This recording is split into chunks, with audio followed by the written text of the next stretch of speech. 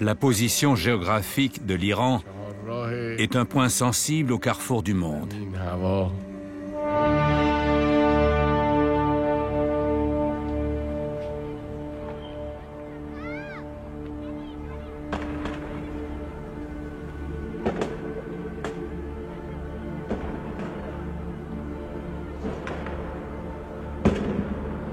Alors que tombe la nuit, parmi les rumeurs de la fête, un chant d'espérance monte des quartiers populaires de Téhéran.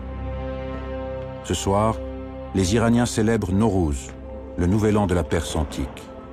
Ils commémorent le feu sacré dont Zoroastre, le premier prophète de l'humanité, leur a confié la garde à l'aube des temps. Pourtant, l'Iran, aujourd'hui, est accusé de vouloir incendier le monde. Depuis 1979, l'Iran a embrasé l'islam et enflammé le Moyen-Orient. Il a défié l'Amérique, menacé l'Europe, contesté l'ordre mondial. Depuis la révolution islamique, l'Iran fait peur. Pourtant, la guerre entre l'Iran et les grands empires dure depuis 100 ans. C'est une guerre pour la domination des feux secrets de la Terre, une guerre qui a pour objet le pétrole et pour enjeu le nucléaire. En voici l'histoire sur un siècle. L'histoire d'un peuple venu du fond des âges qui continue de chercher sa voie entre la religion et la révolution, la domination et l'indépendance, l'Orient et l'Occident. Voici l'histoire d'une puissance dévoilée.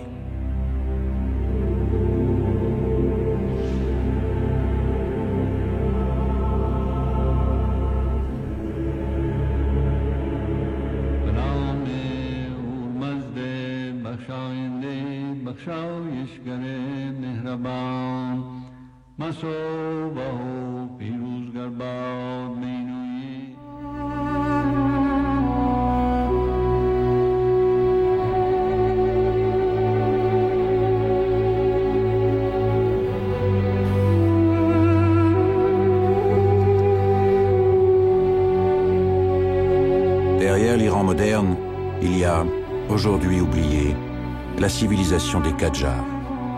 C'est ici, au palais du Golestan, que cette dynastie, au lendemain de la Révolution française, tâche de ressusciter la gloire passée de Darius, les routes de la soie et de l'islam chiite.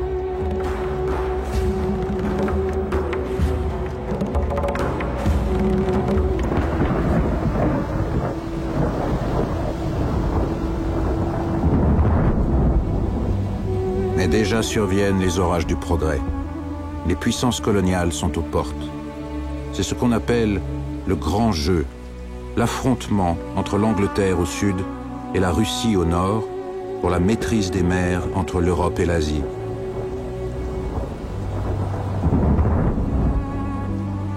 Déjà la Perse, prise entre l'Irak, le Caucase et l'Afghanistan, est une poudrière. Et déjà la Perse, qui s'appellera bientôt l'Iran, doit se soumettre à l'étranger.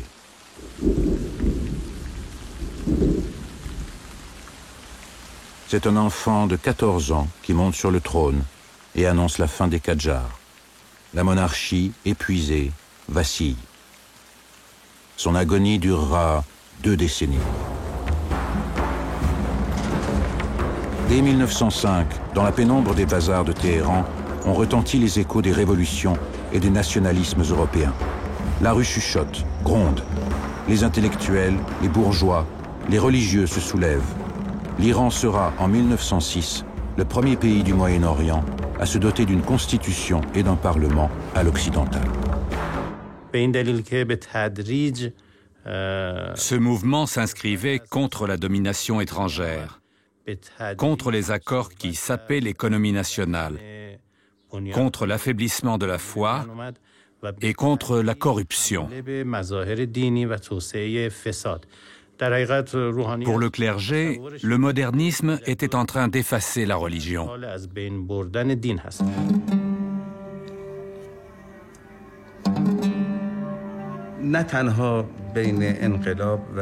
Au début, religion et révolution n'étaient pas contradictoires. À cette époque, les religieux ne se sentaient pas en contradiction avec l'Occident. Au contraire, ils étaient attirés par le progressisme occidental, tel qu'on l'évoquait. en particulier les idéaux de liberté et d'état de droit. براشون بسیار جذاب بود. There was a general consensus among Il y avait un consensus général parmi les leaders religieux et laïcs. liberal leaders or laymen. L'islam était très présent dans l'esprit de la révolution constitutionnaliste, mais c'était une révolution moderniste. Les Iraniens se sont réveillés de leur long sommeil et ont compris qu'ils étaient à la traîne du progrès mondial. Pourtant, la modernité ne viendra pas de l'alliance entre l'islam et la démocratie. C'est la découverte du pétrole qui va révolutionner le XXe siècle.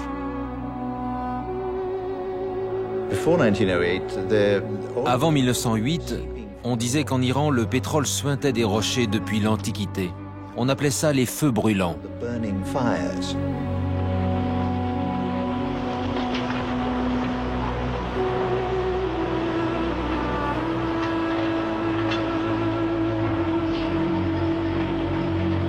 Le pétrole, c'est une malédiction pour tous les pays qui le découvrent.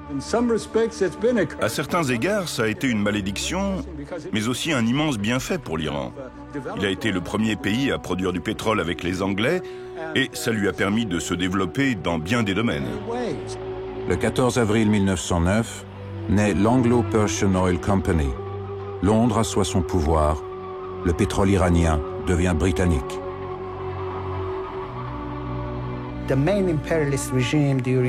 Le Royaume-Uni, à l'époque, avait le régime le plus impérialiste du monde. Il essayait de contrôler la politique iranienne et, à travers l'industrie pétrolière, il prétendait également contrôler l'avenir économique de l'Iran.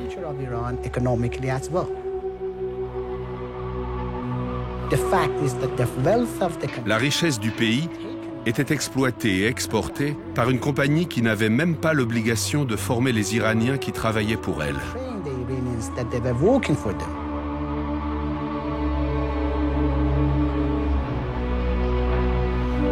Alors que l'Europe sombre dans l'horreur des tranchées et que la Russie plonge dans le bolchevisme, la Perse s'enfonce dans le chaos.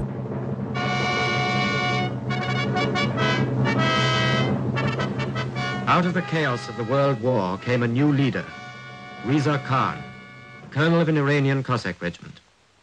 In 1921, Reza Khan, with a handful of men, marched into Tehran and assumed direction of affairs.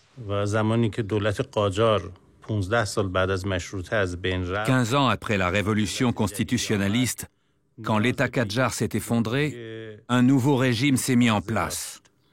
Celui-ci avait besoin d'une nouvelle idéologie politique, de valeurs et de pensées nouvelles. Reza Shah était porteur de ces changements. Comme Atatürk en Turquie, Reza Shah est un occidentaliste. Pour lui aussi, le progrès, c'est la révolution nationale, l'armée, l'industrie, la laïcité. Il avait beaucoup d'admiration pour Atatürk. Quand Atatürk avait créé une république, il pensait qu'il pouvait être président de la République, donc il a cherché à instaurer la République en Iran, mais le clergé chiite s'y opposait formellement. Un antagonisme est apparu entre Reza Shah et le clergé. After 1,300 years, the women of Iran have been emancipated. They may go about unveiled, free to mix with other men and women, and to take part in the life of their country.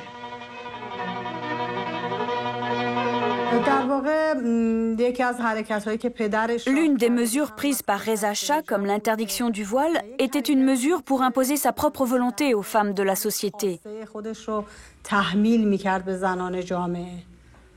Tout comme aujourd'hui, le voile est imposé aux femmes.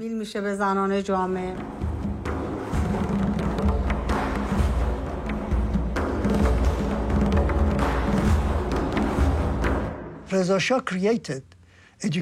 Shah a mis en place un système éducatif qui s'inspirait des écoles et universités occidentales. C'est ce que les groupes religieux n'ont pas apprécié.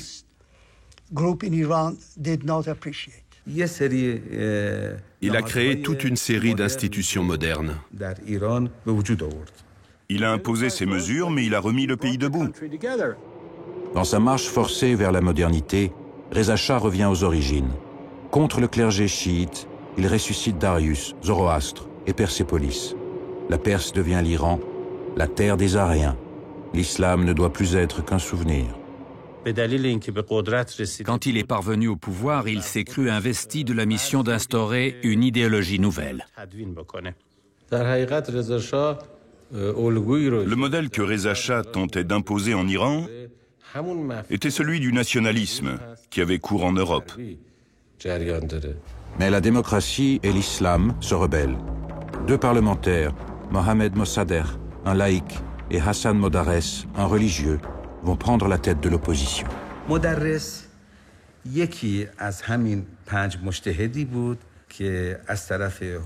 était l'un de ces 5 religieux choisis parmi les plus grands théologiens de l'époque pour représenter les écoles coraniques au Parlement et contrôler ce dernier.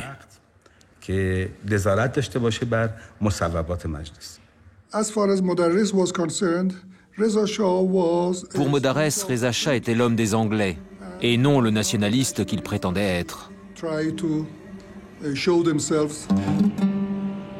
Mossadegh est exilé, Modarres emprisonné, puis sommairement exécuté.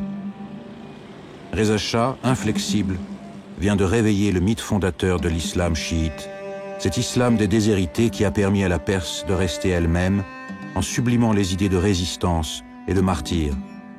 Par sa mort, Modarres entre dans la légende des imams sacrifiés au nom de Dieu et au nom du peuple. Aujourd'hui, en Iran, on célèbre la date anniversaire de son assassinat comme le jour du Parlement.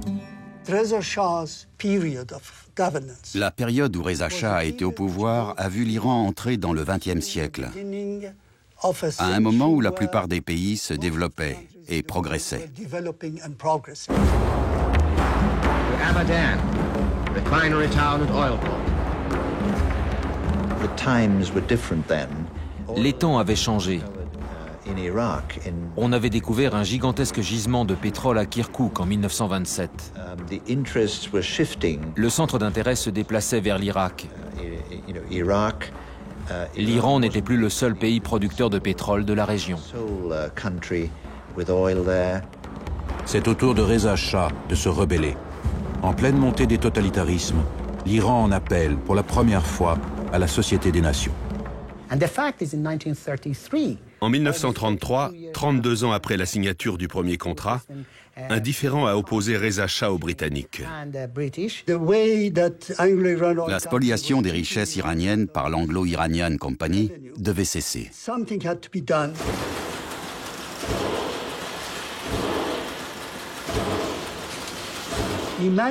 Reza Shah est parvenu à faire changer certaines clauses du contrat.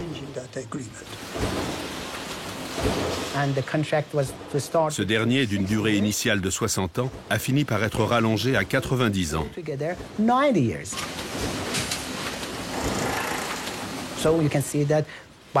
Vous imaginez bien qu'un tel amendement n'allait pas profiter à l'Iran.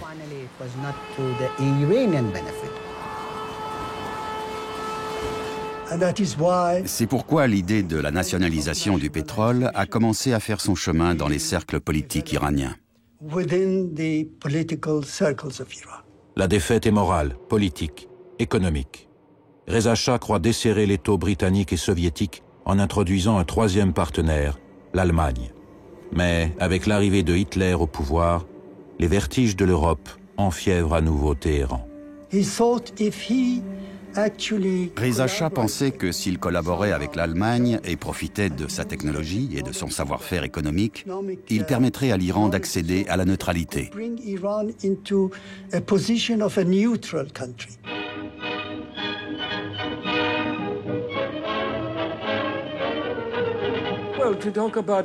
Concernant les liens de Reza Shah avec l'Allemagne nazie, il n'était pas le seul. L'Irak et beaucoup de pays arabes étaient pro-allemands, parce qu'ils étaient anti-britanniques, anti-russes et anti-alliés.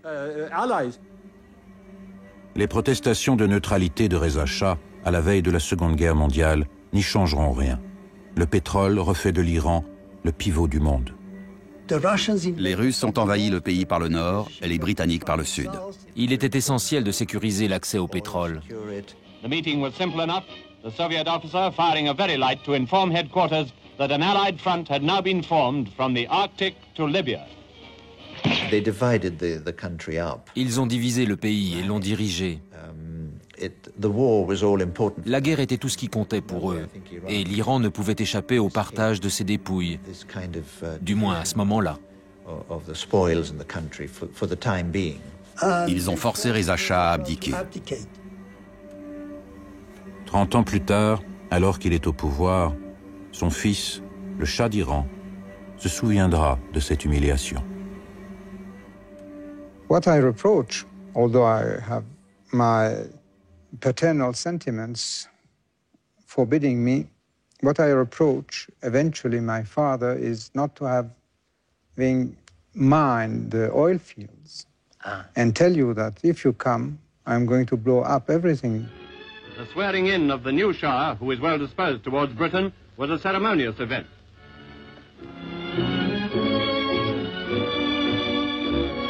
Inside, in the presence of the cabinet and army chiefs, he took the oath and signed his name for the first time as Shah of Persia. En décembre 1943, plus d'un an avant Yalta, Roosevelt, Churchill et Staline se donnent rendez-vous en Iran pour orchestrer la fin de la guerre. Mais la conférence de Téhéran annonce aussi un nouvel ordre mondial. All three delegations paid their respects to the Shah, whose country, later in the proceedings, was the subject of a special declaration by the three powers of full economic assistance for the Kingdom of Iran.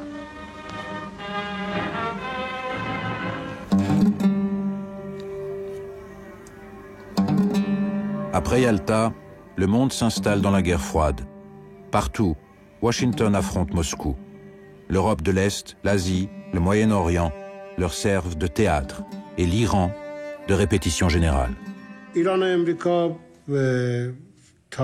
L'Iran et l'Amérique ont toujours entretenu des relations aigres-douces, et l'histoire de ces relations appelle une relecture.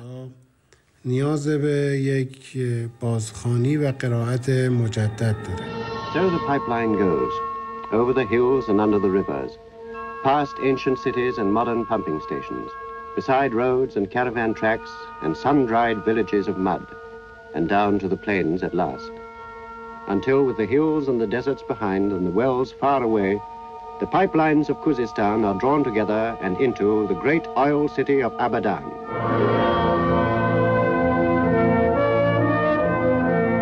Abadan. Many people know the name now in terms of argument and uncertainty, who never saw the place, nor really knew that such a curious, complex city stands there in the delta of Tigris and Euphrates. A great temple to the 20th century god of oil, a nerve center of the Middle East. And yet, less than a lifetime ago, there was only the desolate, unpopulated desert and an empty island. C'est un drame planétaire qui va se jouer là. Un drame dont les acteurs vont tour à tour être les vainqueurs et les vaincus. C'est une tragédie dont chacun d'entre eux croit détenir la clé.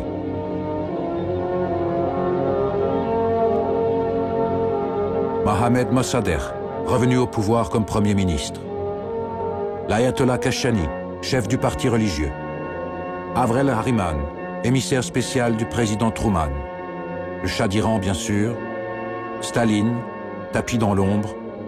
Et le pétrole, enfin, véritable ressort de la pièce qui va se dérouler sur les bords du golfe Persique et à Téhéran. Au printemps 1951, le Parlement iranien vote la nationalisation du pétrole dans un déchaînement de ferveur patriotique. Avant Nasser ou Nehru, Mossadegh incarne la révolte de ce que l'on nomme alors le tiers-monde face au colonialisme. Encore une fois, l'Iran va servir de laboratoire. C'était un grand politicien. Il avait fait ses études à l'étranger et obtenu son doctorat en droit en Suisse. C'était un vrai nationaliste. Il détestait l'influence britannique en Iran. Il était d'avis que la seule solution pour mettre un terme à cette influence était de nationaliser l'industrie pétrolière et de se débarrasser de la compagnie pétrolière anglo-iranienne. C'était l'époque où 8 grandes sociétés exerçaient un monopole total sur l'industrie pétrolière mondiale.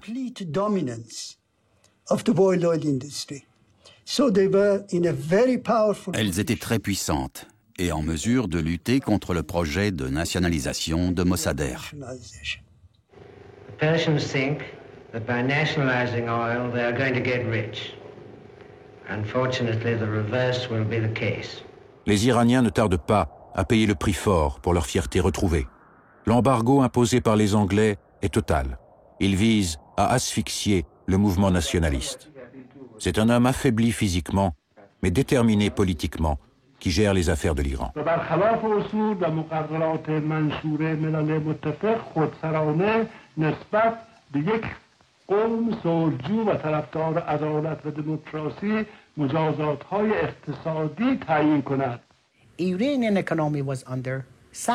L'économie iranienne était soumise à des sanctions sur le pétrole. C'était le premier embargo de ce type de l'histoire. Et ces sanctions ont privé le pays de recettes à l'exportation. L'embargo suscite au contraire l'union sacrée. Rentré d'exil quelques années plus tôt, l'ayatollah Kashani va opérer la jonction entre le parti nationaliste et le parti religieux.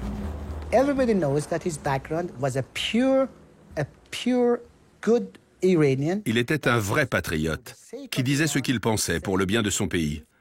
Et parce qu'il était un des religieux les plus haut placés, il savait que tout ce qu'il disait devait se baser sur ses propres croyances, qui étaient aussi celles du peuple.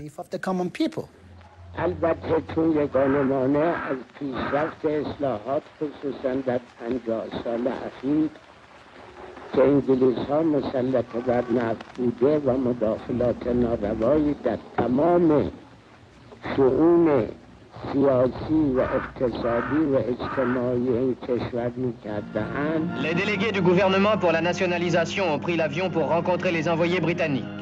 Comme viatique, ils emportent le Coran, la collade du Grand Mellah et un des drapeaux que brandissent leurs partisans et qui porte inscrit « Si Dieu est avec nous, quel obstacle pourra nous arrêter ?» Il fallait surveiller de près ce processus et maintenir l'influence britannique, mais aussi refuser à l'URSS l'accès au pétrole et l'empêcher d'influer sur l'Iran. Donc il y avait ces deux aspects, le pétrole et la guerre froide. Car un autre parti veille, lui aussi héritier des idéaux révolutionnaires de 1905. C'est le parti Toudeh, le parti communiste, qui, pour le compte de Moscou, agite la rue. Demonstrations culminate in the tearing down of signs over company offices and the raising of the Iranian flag over the installations. Desperate mediation efforts are made as Britain appeals to the International Court in The Hague and receives a temporary injunction against the seizure. C'est le moment que choisissent les Américains pour entrer définitivement en scène. Le président Truman dépêche sur place un émissaire, Avrel Harriman. Il a pour mission officielle de servir de médiateur entre les Iraniens et les Britanniques. Mr. Harriman undertakes a series of conferences with Prime Minister Mossadegh. Out of these conferences, hope emerges that the crisis that threatens world peace may now be averted.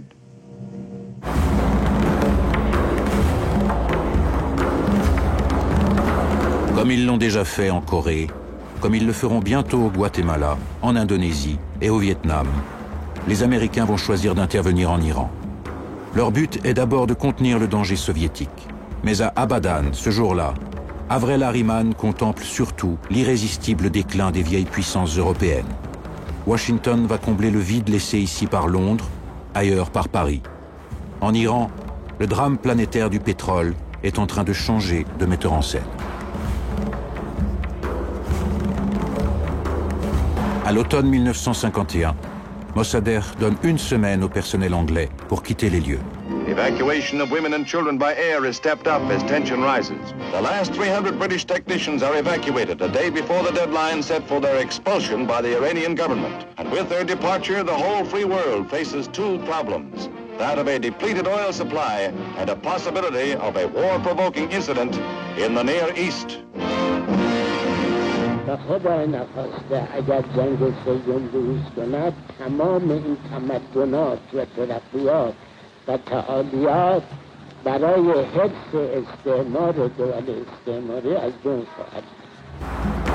Comme Reza Shah, Mossadegh en appelle aux institutions internationales. Il se rend à New York, devant l'ONU. After we've heard them, after we've heard the representative of the Iranian government speaking for his government, if his statement does not appeal to us, then we can postpone. But to postpone without giving them a chance to be heard would be in violation of the spirit of the Charter.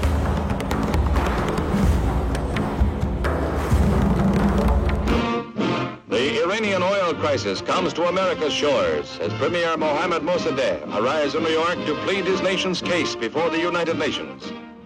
Le Conseil de sécurité n'est nullement compétent pour examiner cette plainte. Les Nations Unies et le tribunal de la Haye se reconnaissent incompétents. Le vieux lion remporte une double victoire. Mais Washington craint que l'exemple iranien devienne contagieux. L'Amérique, dévorée par la campagne anticommuniste de McCarthy, balance entre droit international et maîtrise du pétrole. Les Américains mentaient. Ils ont menti à Mossadegh lors de sa visite à Washington. Ils ont menti quand ils se sont montrés gentils avec lui.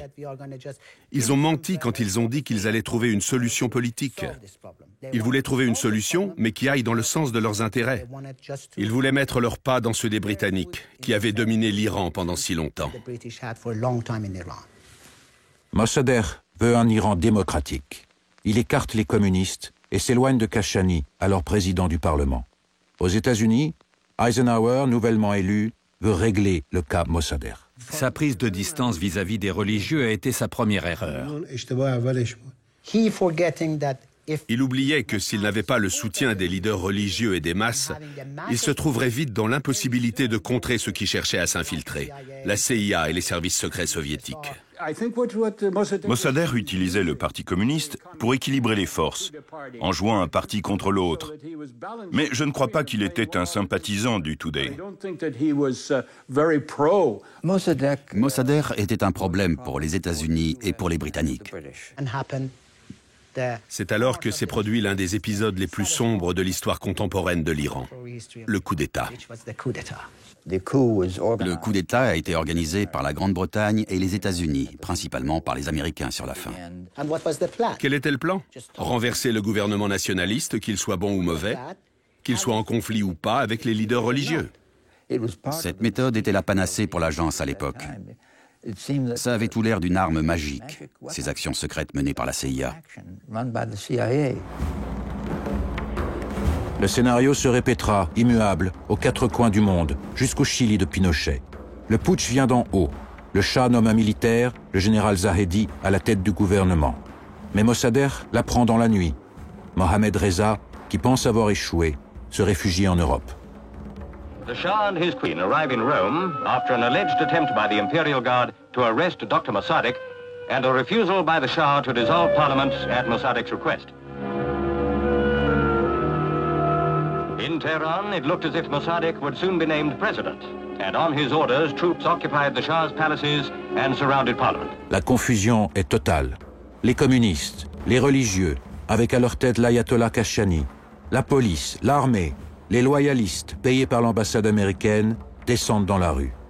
Symboliquement, la maison de Mossadegh est dévastée dans la nuit. C'est l'opération Ajax, orchestrée par la CIA.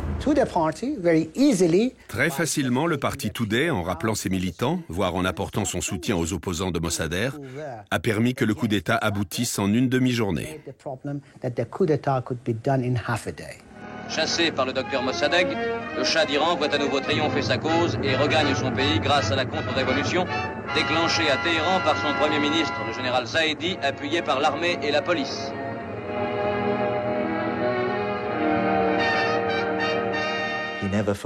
Il n'a jamais oublié. Il a même toujours regretté d'avoir dû dépendre de la CIA et des États-Unis pour revenir au pouvoir. La même foule qui acclamait Mossadegh a acclamé le Shah et les statues hier abattues sont aujourd'hui remises en place. Un chapitre est provisoirement clos dans la tumultueuse histoire de l'Iran.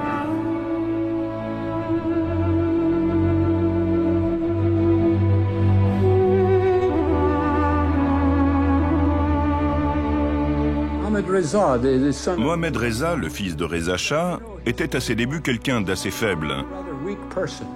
Mais d'une manière ou d'une autre, il s'est endurci. Peut-être la CIA, en le ramenant au pouvoir, l'a-t-elle incité à se durcir et à instaurer un régime autoritaire mou. Ce qu'il a fait.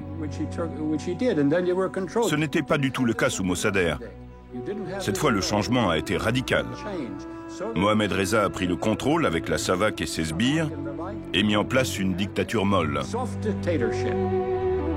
L'opinion occidentale, soulagée, va participer au lynchage médiatique de Mossadegh. L'Iran retourne à sa solitude. En pyjama et robe de chambre, le docteur Mossadegh s'est présenté mourant au tribunal de Téhéran. Après quoi, le pétulant moribond devait noyer ses accusateurs dans un torrent d'éloquence qui s'est écoulé durant des jours.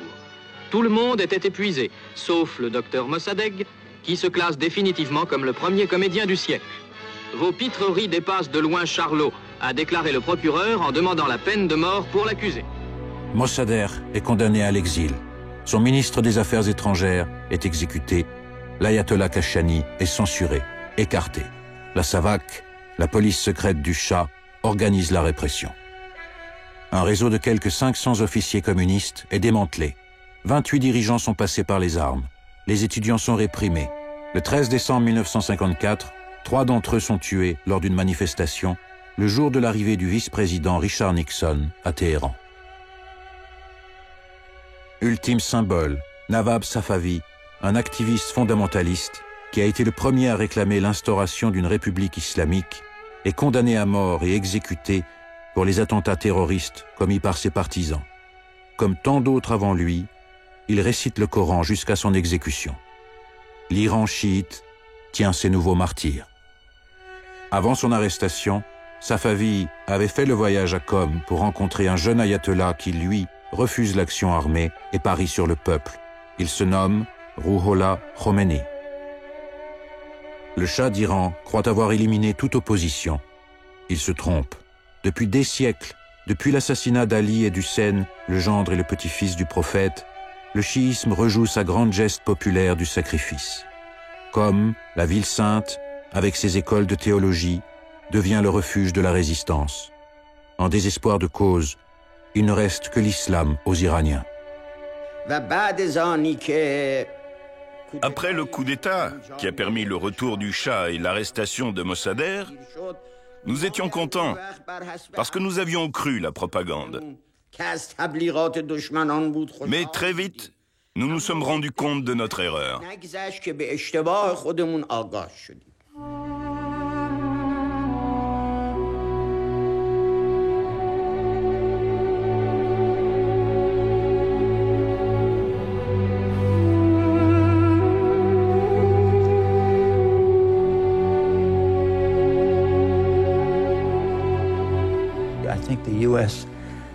Les États-Unis n'ont pas du tout réalisé à quel point il était offensant pour le peuple iranien de remettre le Shah sur le trône.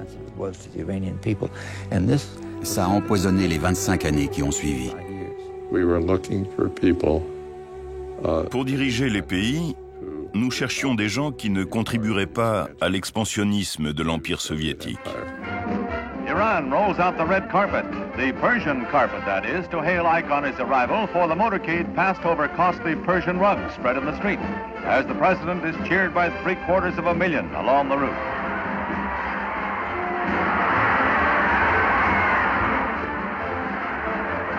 At the Royal Palace, Shah Pahlavi adds to the presents Ike received in the course of his historic mission, a portrait that will go to the Eisenhower Museum in Abilene. I had a very real feeling at that time that À l'époque, nous avions le sentiment que le nucléaire était une source d'énergie importante pour le monde.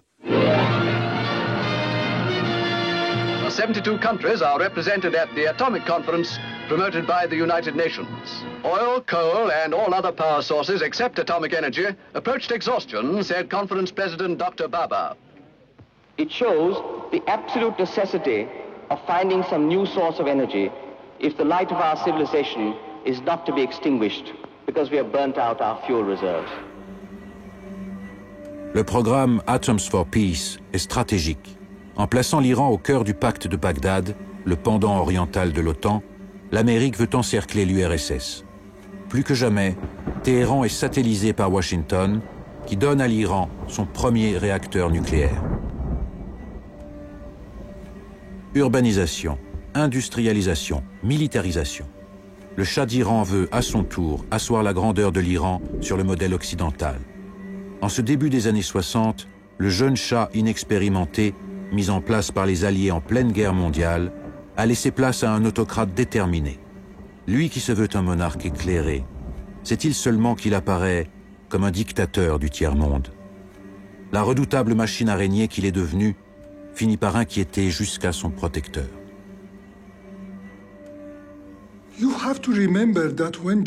Quand John Kennedy est arrivé au pouvoir, il a considéré que la situation était le résultat de la non-modernisation, voire d'une non-occidentalisation du système, aussi bien au plan politique qu'économique. Your Majesties, I speak on behalf of all of my fellow Americans in welcoming you to the United States.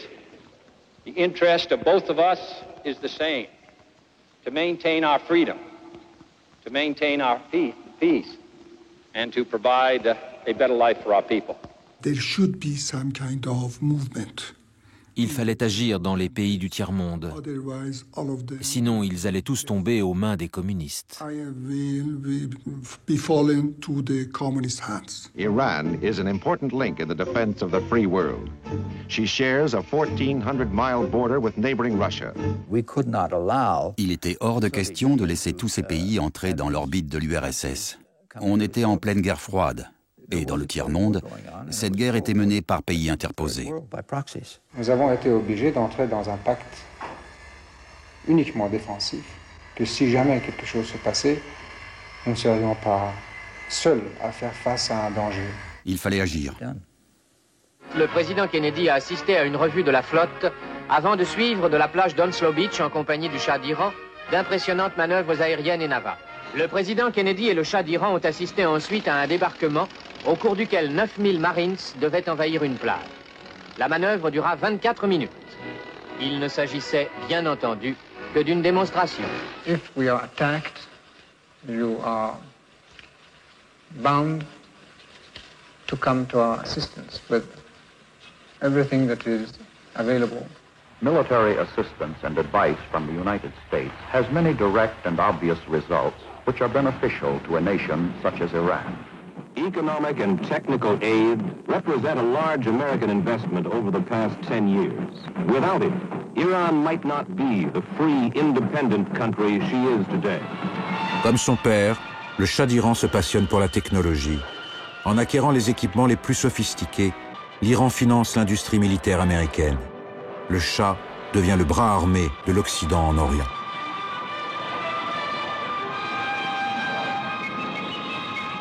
Être l'un des grands de la planète. Cet objectif est déjà en passe d'être atteint dans le domaine militaire. Le Shah consacre au problème militaire une attention toute particulière. Ses achats massifs par milliards de dollars ont mis à la disposition de l'Iran un arsenal considérable et ultra perfectionné. Téhéran et Israël ont commencé à développer des relations très étroites. En matière de sécurité aussi, on a établi des liens avec les Iraniens. On leur a vendu du matériel militaire et ils étaient favorables à la mise en œuvre de programmes conjoints. Nos deux pays se sont beaucoup rapprochés, ce qui a eu des conséquences stratégiques considérables. Des rencontres au sommet ont eu lieu entre le Shah et les dirigeants israéliens. On y discutait beaucoup de l'avenir du Moyen-Orient, sur comment il allait devenir un havre de paix, de sécurité, de tranquillité et d'espoir, et non une région sous le contrôle de quelques éléments arabes sunnites extrémistes. C'est à cette époque que l'ayatollah Khomeini fait son entrée dans l'arène intellectuelle qui s'était constituée avec l'arrivée de Mohammad Reza Pahlavi. Au début, l'imam ne voulait pas de changement de régime. Il conseillait seulement au Shah de mettre un terme à ses relations avec le sionisme, avec Israël. Ne sois pas l'esclave de l'Amérique, lui disait-il. Soumets-toi aux lois islamiques et tu resteras roi. Mais le roi des rois doit se plier à la nouvelle Amérique de Kennedy. Il faut faire de l'Iran une vitrine du libéralisme. Il met fin à la loi martiale, privatise la presse, donne le droit de vote aux femmes. Et surtout, le Shah lance la réforme agraire. C'est la révolution blanche.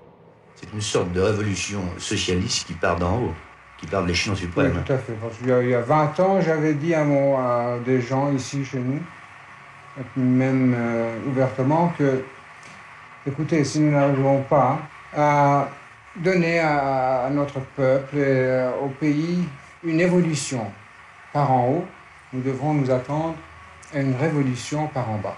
Ce qui a mis, évidemment, contre le Shah, toute l'aristocratie terrienne, mais aussi toute l'église chiite, car les mollahs étaient parmi les plus grands propriétaires terriens de l'Iran. Le but était de faire pression sur les leaders religieux, surtout en les stigmatisant,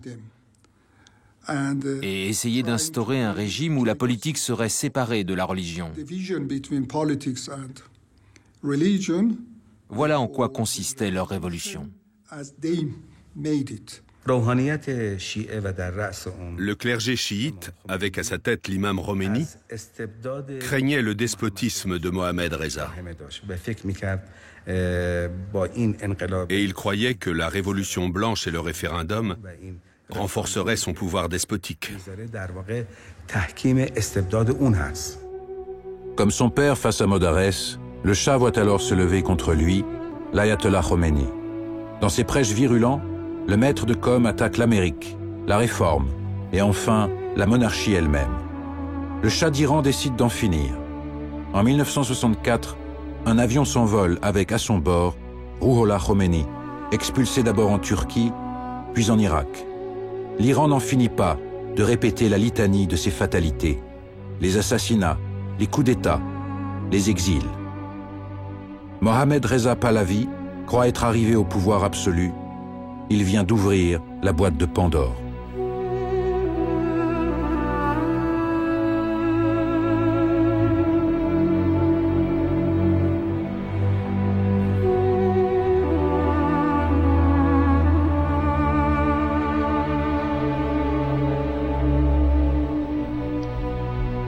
En cette année 1967, tel Napoléon, le roi des rois s'auto-couronne, lumière des Ariens.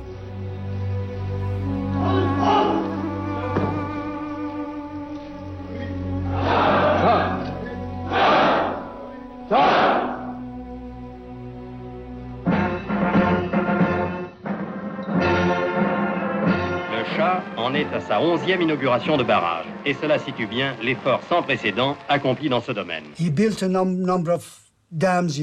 Il a fait construire un bon nombre de barrages hydroélectriques en Iran. L'État est devenu le magicien, le sourcier qui frappe de son bâton la province déshéritée, construit un barrage, collecte l'eau et fait les frais d'une vaste installation d'irrigation. But we want to couple modern technology with the spirit of our old civilization. We are 3,000 years old.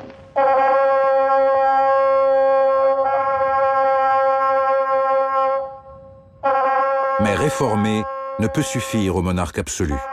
Effaçant les siècles, le Shah d'Iran décide de s'adresser directement à Cyrus, l'unificateur de l'Empire perse 2500 ans plus tôt. Le monde entier est convié aux fêtes mégalomaniaques de Persépolis. Un seul absent, le peuple iranien.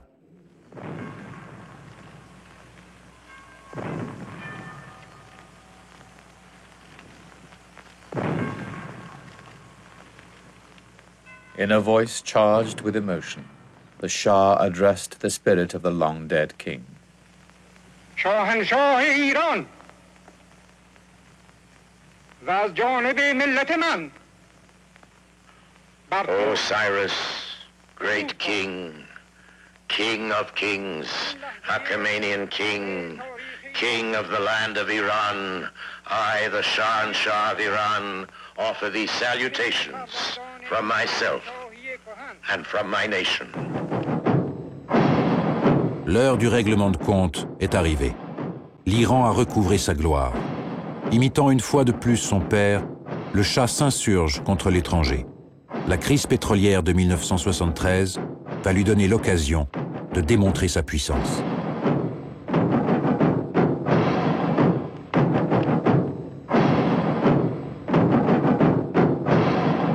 Lorsque le pétrole sera fini, vous serez mort.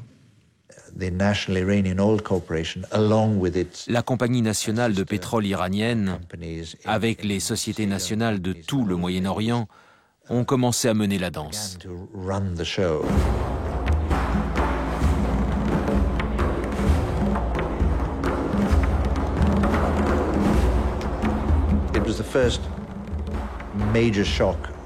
Ça a été le premier grand choc pétrolier. Les prix ont augmenté de 400% en 2 ou 3 mois. Combatif, pugnace, déterminé, arrogant même, Mohamed Pahlavi tient tête à la planète, multipliant interventions, déclarations et entretiens. Le Shah s'empare des médias. Les économies vacillent. Le roi du pétrole se rêve maître du monde.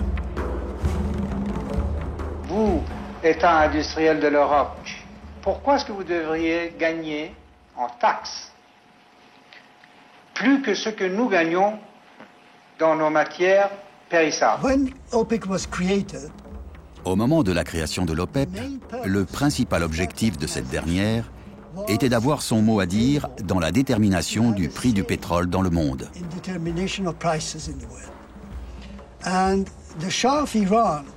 Et le Shah d'Iran était favorable à un durcissement de l'organisation. Vous avez bâti votre richesse, l'épanouissement de votre industrie. Et tout cela simplement à cause de ce pétrole bon marché qui vous venait à flot.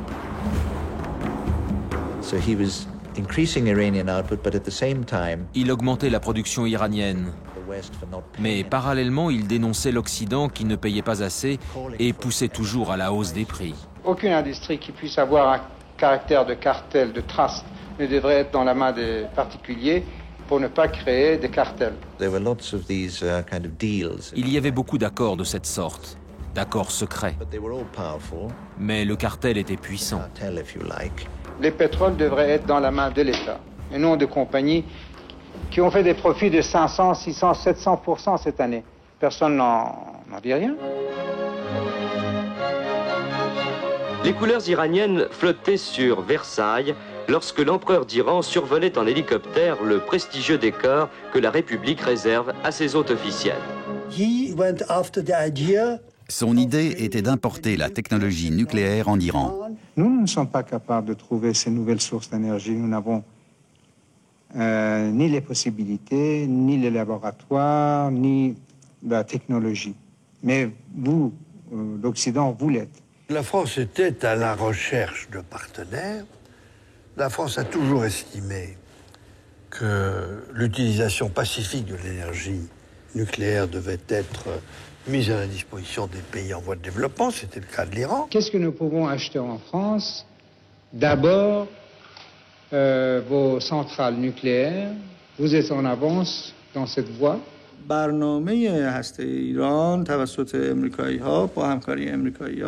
Le programme nucléaire iranien s'est mis en place en coopération avec les Américains, puis avec les Français, aussi bien dans le cadre d'échanges d'étudiants que dans la création d'infrastructures liées au programme nucléaire iranien. Le Shah d'Iran, poursuivant sa politique d'investissement industriel, vient d'acquérir 25% du capital d'Eurodif.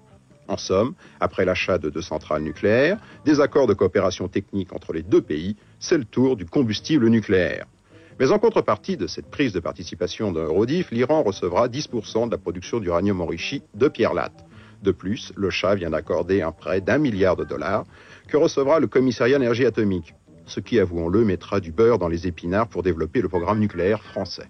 Les conversations commencées en tête-à-tête se sont poursuivies à l'Élysée au cours d'entretiens élargis qui ont permis aux 2 chefs d'État de faire le point sur la coopération économique entre leurs 2 pays. Toutes les précautions ont toujours été prises pour s'assurer que ce que nous faisions en matière de développement nucléaire avec ces pays-là ne pouvait pas servir à des fins militaires. Le Shah d'Iran, Mohammad Reza, a alors eu envie d'ajouter à son royal tableau de chasse le trophée d'autocrate. Il a dissous tous les partis politiques, y compris ceux qui lui étaient favorables. Et il a créé un parti unique, le Parti de la Résurrection.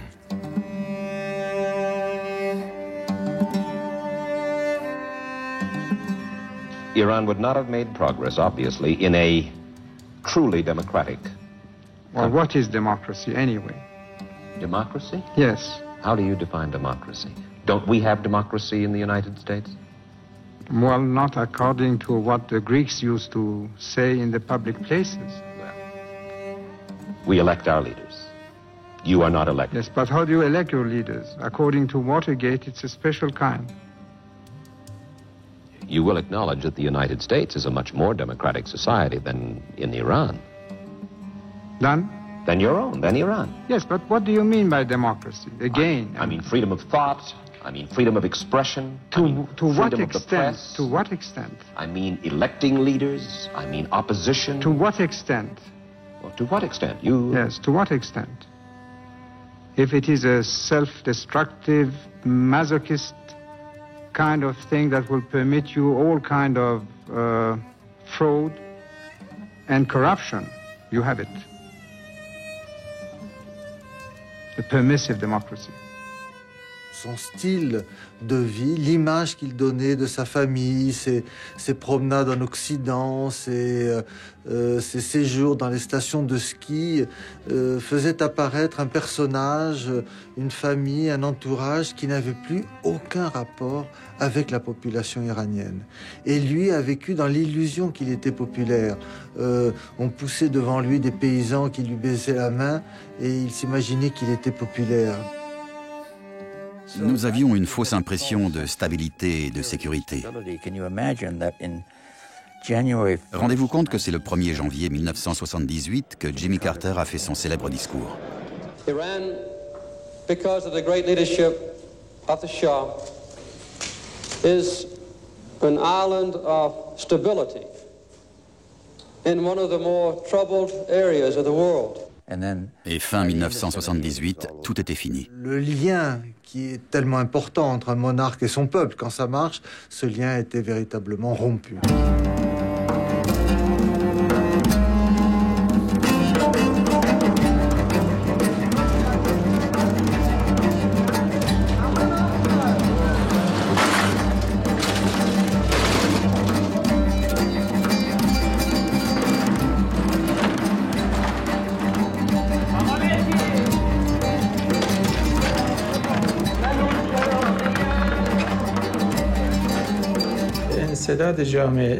Il a fini par apparaître que l'obstacle sur lequel butait la société était l'absolutisme. Chacun nourrissait une rancœur particulière. L'un pensait que sa religion était bafouée, l'autre sa liberté, un autre dénonçait les inégalités ou la corruption.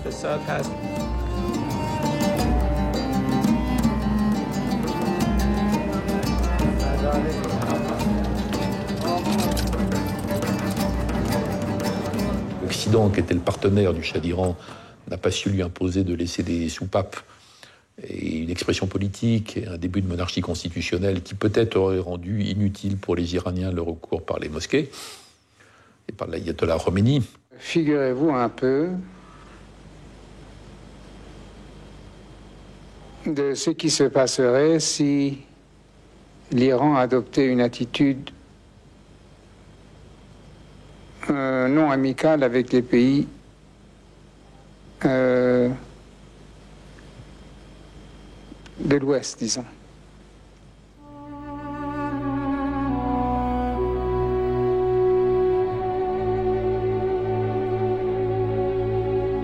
Tout au long de ces 14 années d'exil, l'imam Khomeini a eu le temps de méditer sur le destin de l'Iran au cours du siècle. Hier spectateur, le voici enfin acteur. Ce n'est pas comme opposant, mais comme révolutionnaire qu'il reviendra à Téhéran. Bientôt, pour le monde entier, il incarnera l'islamisme.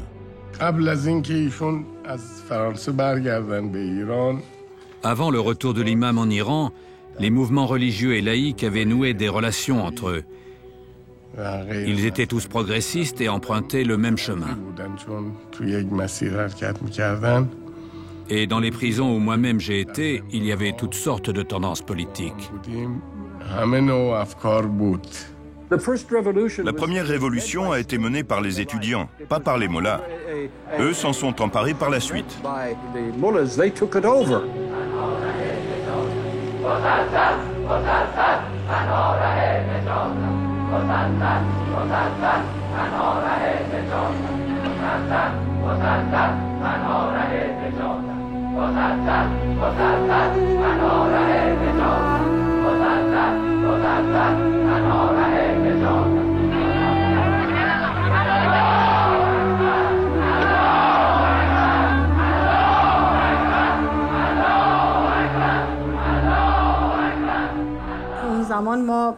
À cette époque, on entendait beaucoup parler des activistes engagés contre le régime du Shah. On apprenait qu'ils étaient arrêtés, torturés. Are you satisfied with the methods which SAVAK uses to get confessions and to get convictions? Because they're also very much criticized. They are improving more and more every day. You have been accused of torturing people too in the UK. We're not proud of it. Well, on ne voyait pas dans le régime du Shah un régime ouvert au dialogue et capable de mettre en œuvre les réformes auxquelles aspirait le peuple. Mais vous considérez systématiquement toute opposition à votre personne, à votre régime? Pas du tout, je parle simplement du marxisme, soi-disant marxisme. Parce qu'il existe à notre connaissance en tout cas une opposition religieuse assez forte aussi. Non, ça c'est pas sérieux. Mais le Shah, aveuglé par le jeu entre Moscou et Washington, ne comprend pas que le monde a basculé. Or, en Iran, comme partout au Moyen-Orient, la révolution est désormais religieuse.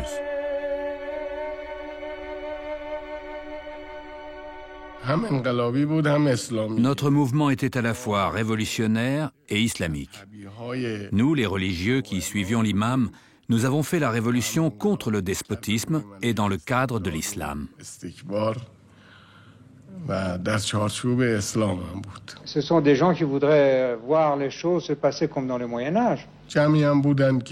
Certains groupes n'accordaient pas beaucoup d'attention à l'islam. Ils s'intéressaient seulement à la révolution car ils étaient nationalistes ou socialistes. L'imam Khomeini, contrairement à ce qu'envisageaient d'autres mouvements, ne croyait qu'à l'approche fondamentaliste et radicale des militants islamiques. Les religieux se sont violemment heurtés aux étudiants. Les autres groupes n'ont pas eu le choix. Ils ont dû rejoindre le mouvement islamique. Avant que l'imam ne rentre, nous avons fondé le Conseil de la Révolution provisoire.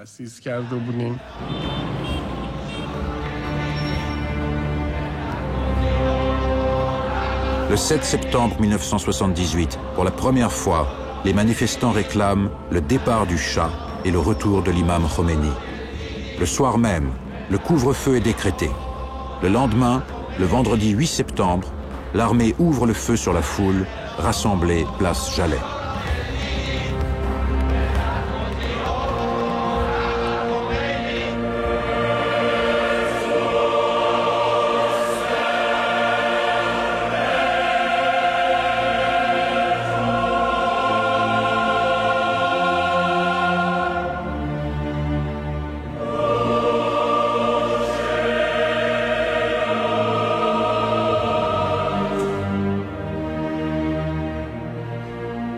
C'est un carnage.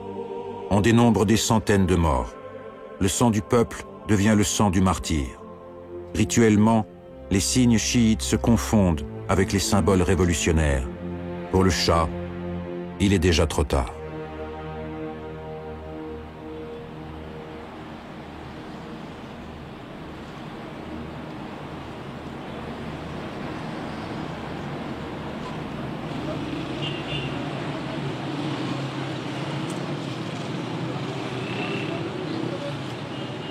Naturellement, il faut aller vers une démocratisation.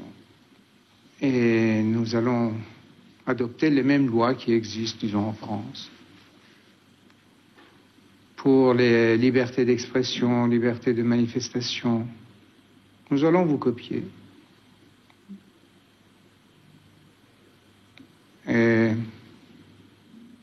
c'est ma volonté, après avoir mûrement réfléchi, que c'est la voie à suivre. Carter a dit à Giscard et aux autres chefs d'État qui étaient réunis à la Guadeloupe qu'il considérait que le Shah était perdu.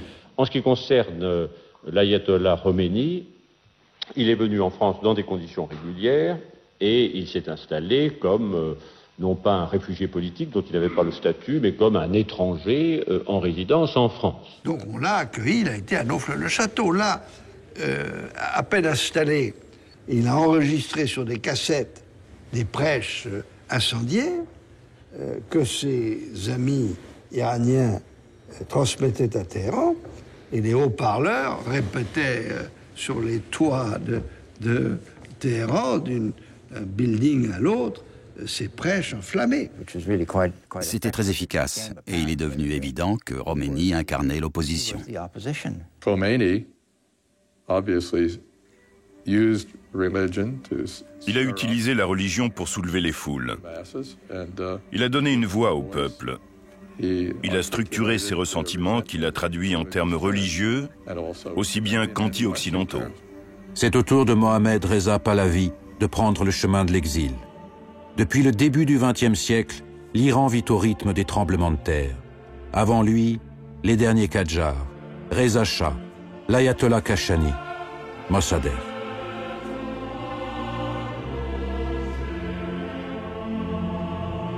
Au moment du départ, se souvient-il que sur ce même tarmac de l'aéroport de Téhéran, il avait fait rapatrier de l'étranger la dépouille de son père. Le roi des rois quitte à jamais la nation de Darius.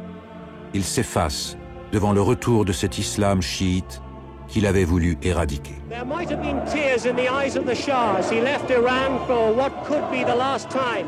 But there was nothing but sheer delight on the faces of the demonstrators who took to the streets of the capital in their thousands to celebrate the departure of the man they have hated for so long.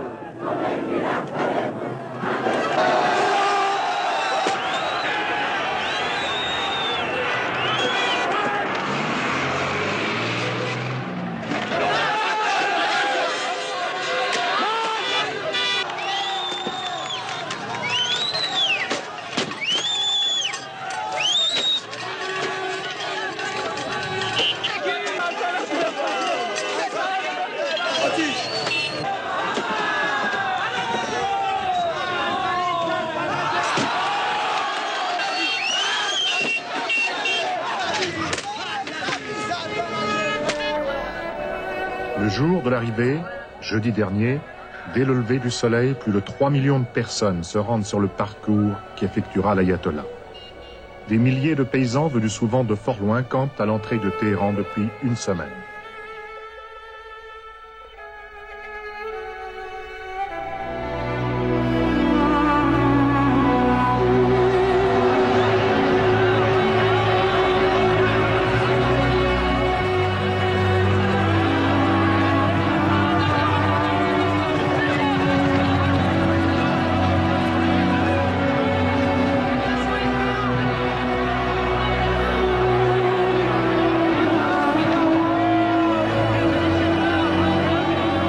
Well, there can be no doubt who the one single man in Iran is who has more following than anybody else and therefore more power. It is Ayatollah Khomeini. John Suchet, News at 10 in Tehran.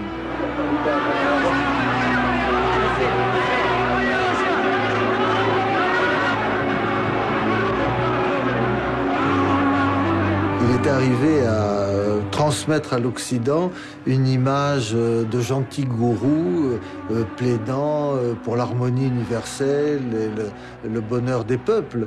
Et en fait, quand on l'a vu débarquer en Iran, on s'est aperçu qu'il y avait une toute autre dimension, une férocité évidente du personnage, mais aussi une capacité à diriger, à prendre les choses en main, à éliminer ses opposants de façon impitoyable. Avec l'arrivée de l'imam Khomeini à Téhéran, commence le cycle habituel des violences révolutionnaires.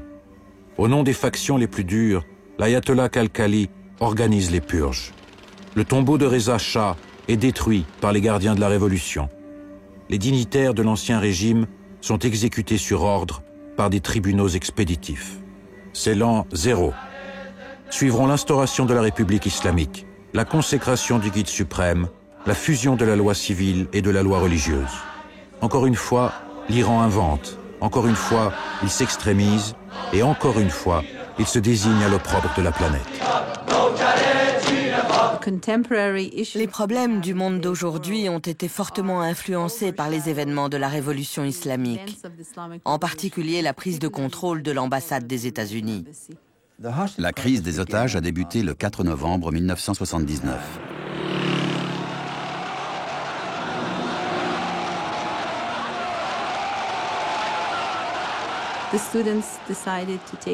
Les étudiants ont décidé par eux-mêmes d'entrer en action en tant que mouvement révolutionnaire étudiant. L'initiative avait pour but d'empêcher tout complot contre la République islamique, pour sauvegarder et sécuriser l'intégrité de la révolution.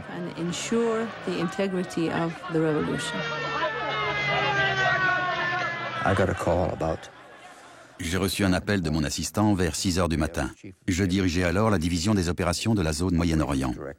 Ses mots exacts ont été « Ils sont en train d'escalader le mur ».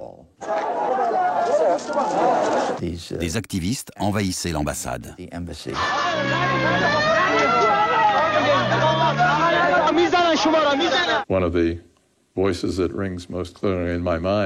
Une voix est restée gravée dans ma mémoire. Celle qui m'a dit « Ils ont cassé la porte, on doit descendre ». Le téléphone est resté décroché un moment, on a entendu des bruits, puis plus rien.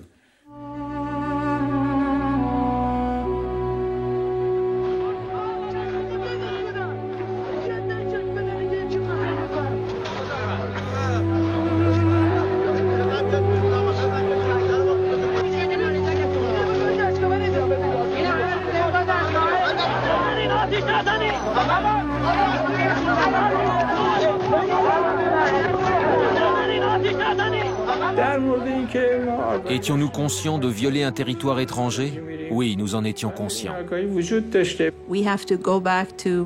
Il faut se replacer dans le contexte dans lequel les étudiants ont pris cette décision. C'était les premiers mois de la Révolution. Le pays était au bord du chaos.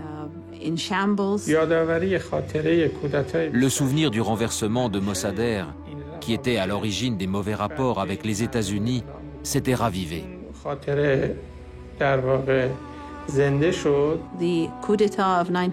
Le coup d'État de 1953 contre Mossadegh a été un épisode très sombre de notre histoire.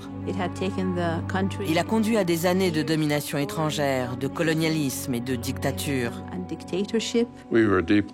Nous étions conscients dès le départ du ressentiment que gardaient les Iraniens du coup d'État de 1953 et du rôle des États-Unis. L'événement était resté profondément gravé dans la mémoire collective. Les étudiants ont senti qu'une fois de plus, la révolution était menacée par l'étranger et que l'histoire pouvait se répéter.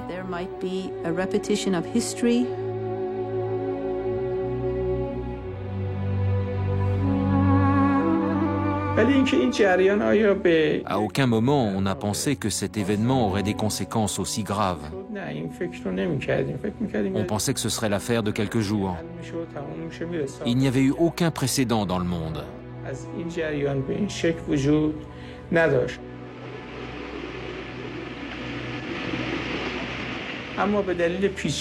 Mais les complications qui ont suivi ont empêché les protagonistes de trouver une solution rapide.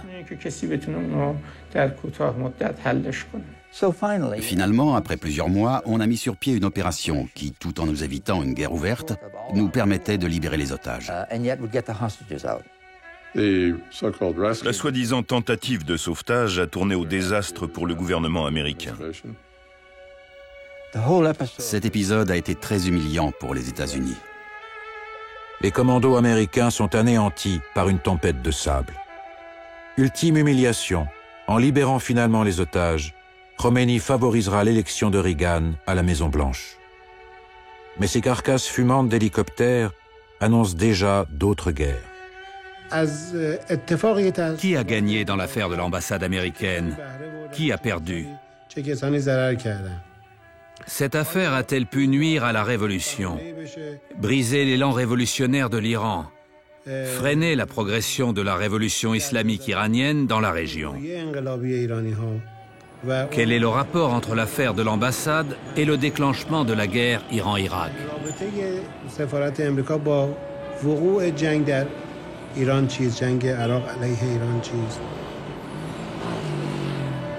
Aujourd'hui encore, les murs de la capitale continuent de renvoyer l'image bienveillante de l'imam Khomeini. Mais les icônes de Téhéran racontent aussi les blessures d'une nation en guerre, dont le souvenir pâlit moins vite que les images pieuses.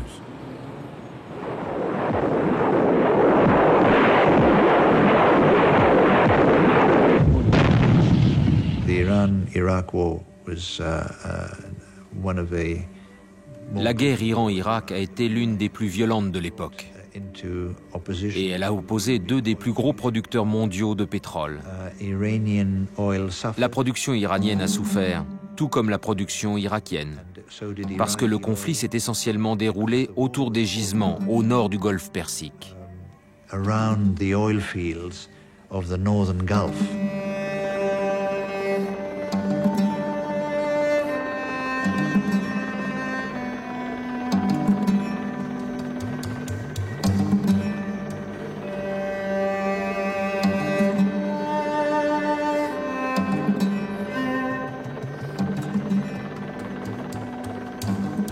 La guerre Iran-Irak, la guerre de Saddam Hussein contre l'Iran, relevait-elle d'une collusion des États occidentaux contre la République islamique? Sans aucun doute.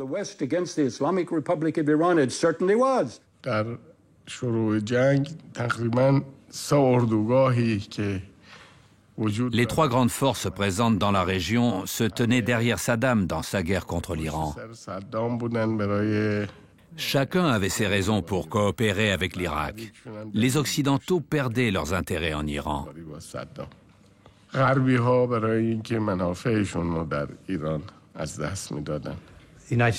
Les États-Unis ne voulaient pas d'un Iran victorieux qui aurait dominé la région.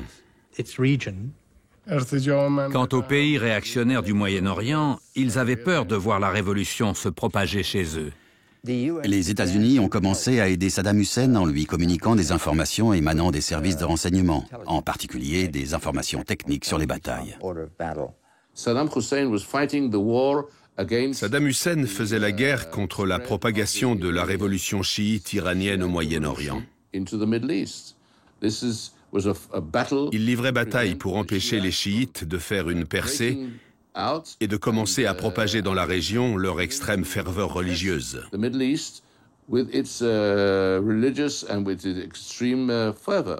peut dire qu'en Occident, la peur de la révolution islamique et de ses répercussions possibles dans l'ensemble du monde arabo-musulman l'emporte assez nettement sur les critiques qu'on peut concevoir à l'égard du régime de Saddam Hussein, qui a encore à l'époque l'image d'un régime certes très autoritaire et très dur, mais moderniste. Les Américains avaient le sentiment, erroné à mon avis, que les Iraniens posaient plus de problèmes que les Irakiens. Nous étions seuls.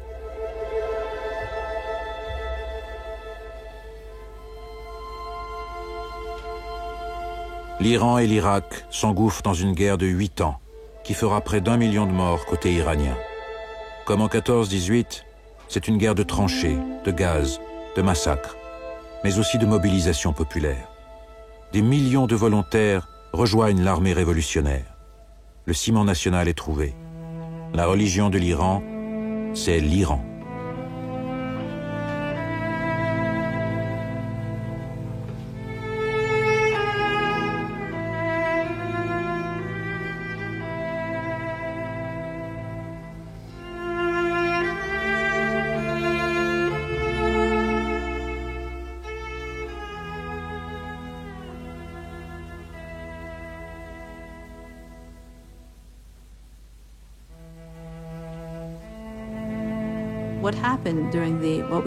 Ce qui s'est passé durant ce que nous appelons la guerre imposée de 8 ans, ou la Sainte Défense, C'était une question de libre arbitre. La décision de se battre pour la liberté, l'indépendance, la dignité, comme tous les défenseurs de la liberté dans le monde.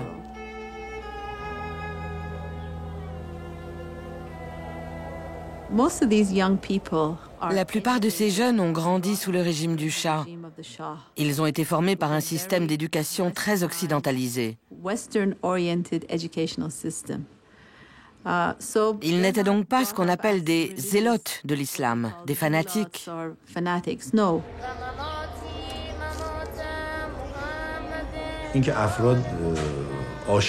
Le fait que les gens acceptent de mourir en martyrs ne signifiait pas qu'ils désiraient se suicider, mais qu'ils acceptaient de se sacrifier pour quelque chose de plus grand que leur vie.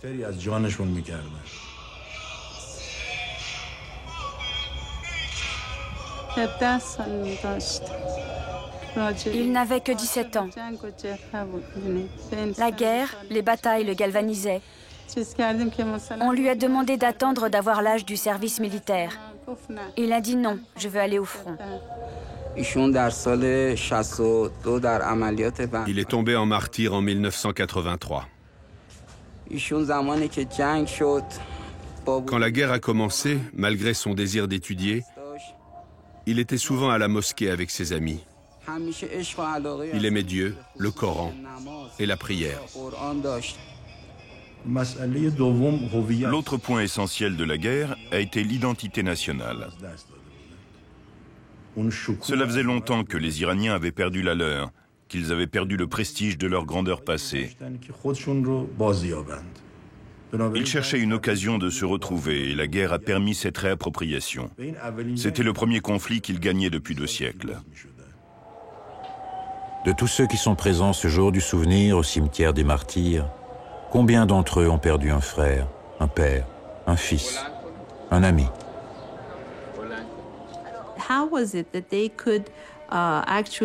Comment pouvaient-ils se sentir proches d'un chef bien plus âgé qu'eux?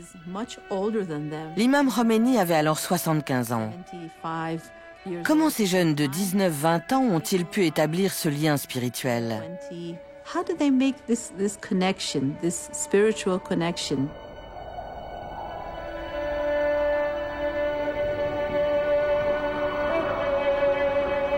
Alors que la guerre Iran-Irak touche à sa fin, l'imam Khomeini meurt.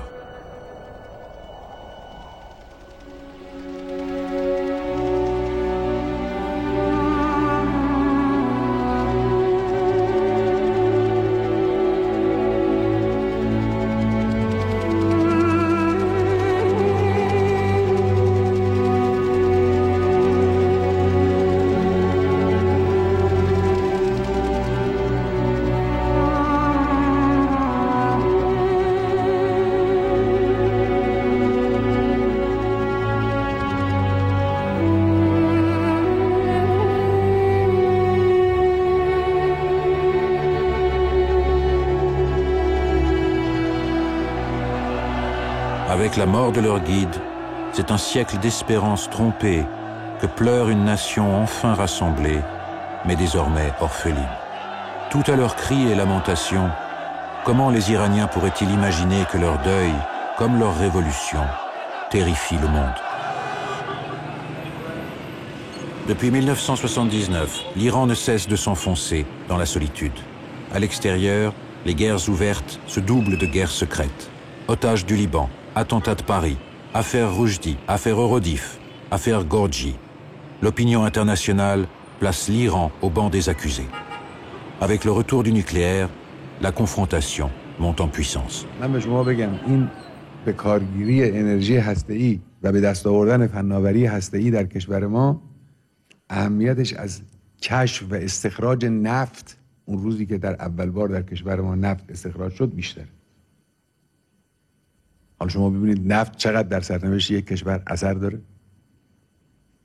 Dans l'affaire nucléaire iranienne, c'est le Shah d'Iran qui avait commencé. Soutien et applaudissements occidentaux. C'est l'ayatollah Khomeini qui arrête. Mais on n'a pas besoin de ça. Et ce sont les Iraniens qui recommencent, le régime islamique qui recommence quand ils sont confrontés aux attaques irakiennes avec armes chimiques. Ce n'est pas une sorte de priorité d'une révolution islamique en furie. C'est une raison nationale. Comme au temps de Reza Shah et de Mossadegh, les puissances internationales reprennent le chemin de Téhéran. L'Europe, la Russie, la Chine s'entremettent. La discorde continue. سخن گفتیم به این سخن هم میگیم و حق قانونی ماست و این که ایران هم مثل همه کشورها به خصوص ایران با ملت بزرگواری که داره حق دارد که همه فناوری‌های مدرن رو داشته باشه و البته اون رو در خدمت صلح به کار بگیره. Et voici de nouveau la ronde des grandes instances mondiales, à commencer par l'Agence internationale de l'énergie atomique, avec une seule question. Que veut vraiment l'Iran?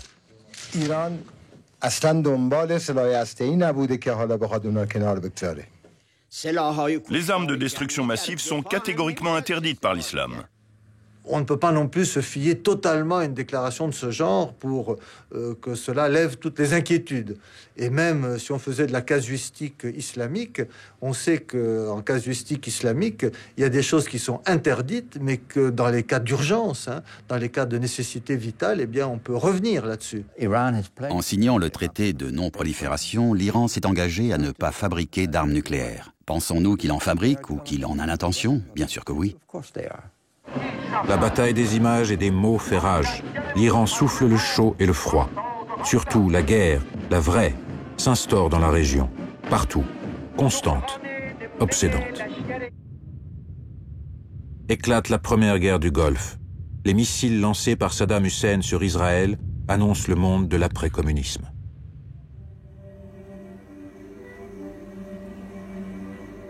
یکی از خشن‌ترین و بی‌رحمانه‌ترین آن جنایت‌ها حمله تروریستی علیه شهروندان آمریکایی بود.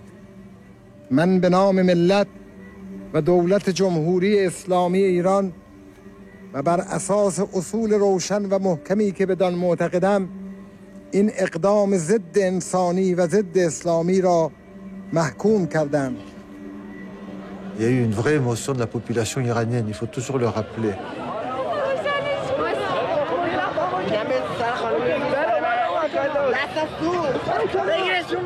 C'est l'époque où les Iraniens spontanément sont descendus dans la rue avec des petites bougies allumées, où le gouvernement a eu quelques phrases de condoléances, où les mollahs, dans leur prêche du vendredi, ont cessé pendant plusieurs semaines de lancer des appels à la mort de l'Amérique.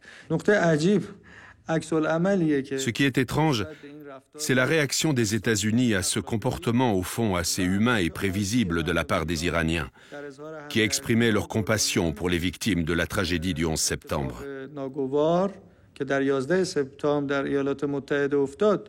Our second goal is to prevent regimes that sponsor terror from threatening America or our friends and allies with weapons of mass destruction.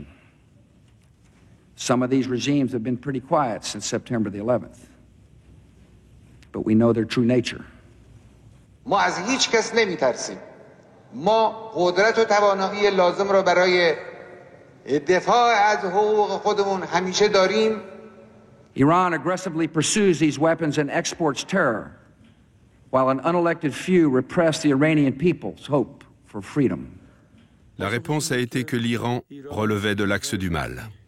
States like these and their terrorist allies constitute an axis of evil. Mais c'est pourtant le radicalisme arabe et sunnite venu d'Arabie Saoudite qui a frappé l'Amérique. On my orders, the United States military has begun strikes against Al-Qaeda terrorist training camps and military installations of the Taliban regime in Afghanistan. In Afghanistan, l'Afghanistan est le cimetière des empires, c'est bien connu. Les Mongols, les Britanniques, the Mongols, the British, the Soviets, les Soviétiques et aujourd'hui les Américains et leurs alliés qui commettent erreur sur erreur. Mistake. À l'époque de l'intervention américaine en Afghanistan, les Iraniens ont donné de sérieux coups de main aux Américains à l'époque. Mais ce qui s'est passé, il y a une espèce de malheureux hasard, c'est comme une espèce de tango. Là. Quand il y en a un qui fait un pas en avant, c'est l'autre qui fait un pas en arrière. Jusqu'à présent, on n'est jamais arrivé à ce qu'au même moment, il y ait un moment suffisamment favorable pour que des deux côtés, on soit dans le même état d'esprit.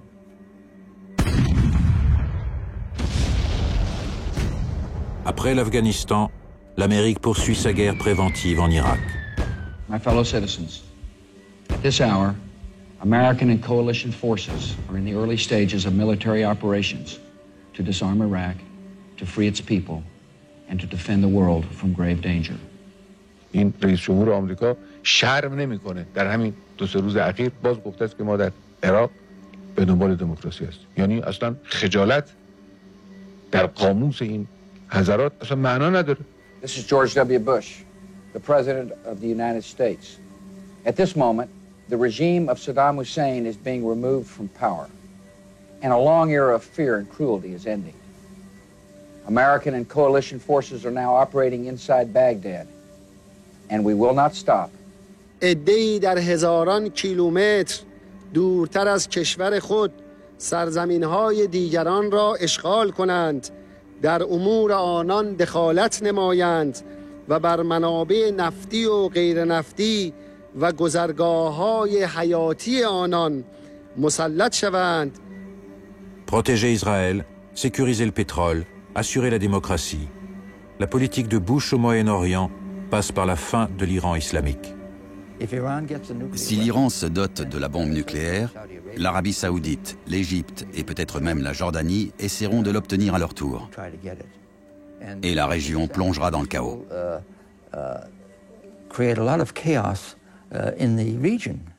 Their leader is a danger to his own people, to the region, to the world. He's a disgrace to the ancient Iranian people and tradition. Is a disgrace to the values of Islam and all religions. رژیم صهیونیستی درخت خشکیده و پوسیده است که با یک طوفان در هم خواهد شکست. S'il y a une chose que les Iraniens doivent avoir compris, c'est qu'avec Israël, on peut s'attendre à tout. La rhétorique n'est l'apanage de personne. Les Israéliens aussi y participent. Mais ce sont les Iraniens qui l'ont vraiment intensifié, qui y ont injecté des mots et des idées tout simplement inacceptables d'un point de vue historique et moral. Mais Israël aussi doit faire face à un Orient en mutation. Au Liban, au Caucase, dans le Golfe Persique, en Afghanistan, en Irak, les chiites se réveillent. La montée du chiisme, tel qu'on l'a vu en Iran, est un phénomène qui découle directement de la décision d'envahir l'Irak.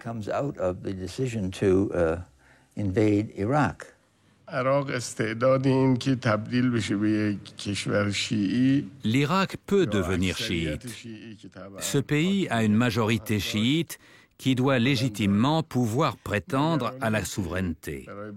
La crainte qui est apparue chez certains tient au fait que le mouvement des Irakiens risque d'influencer d'autres Arabes chiites autour du pays.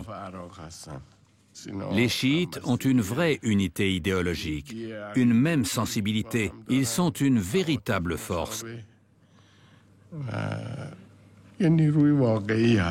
Et si les Américains avaient suivi depuis quelques années les recommandations de beaucoup de personnalités américaines, notamment Baker, et avaient entamé un dialogue avec l'Iran, tout ça se présenterait tout à fait autrement. Et on arrêterait instantanément de parler de la menace de l'arc chiite.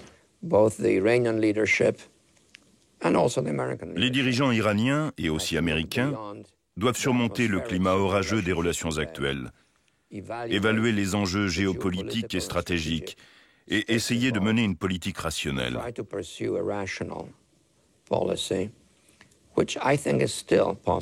C'est encore possible avec un peu plus de détermination et de rationalité de part et d'autre, avec un peu moins de rhétorique et surtout moins d'insultes et de menaces.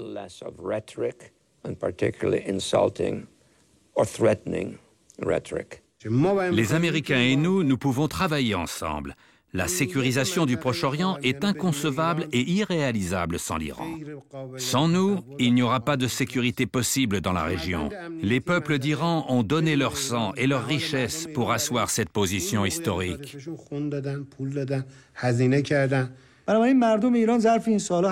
Tout ce que les Iraniens ont fait durant ces années, c'est compenser le mépris dont ils étaient l'objet depuis des siècles. Je suis d'un pays où chaque matin un tremblement de terre se produit. et où jusqu'au soir, les gens se démènent avec les conséquences que cela entraîne. Et le lendemain matin, il y a un autre tremblement de terre.